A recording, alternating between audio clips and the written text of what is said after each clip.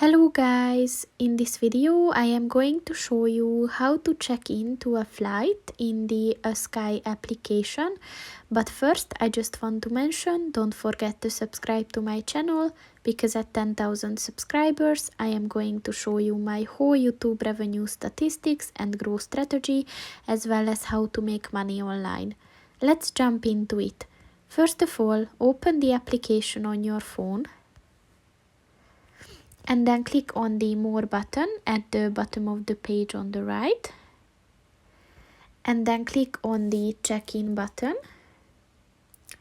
So as you can see, you can check in 24 hours before departure, and you need a reference number, which is a 6-digit alphabet code on your booking confirmation.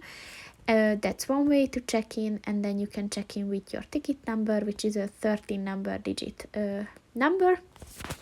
So if you want to use your ticket number, just type that in and type your last name, and then click on the continue, and you will see the details of the check-in. So that's pretty much it for this video, guys. See you in the next one. Goodbye.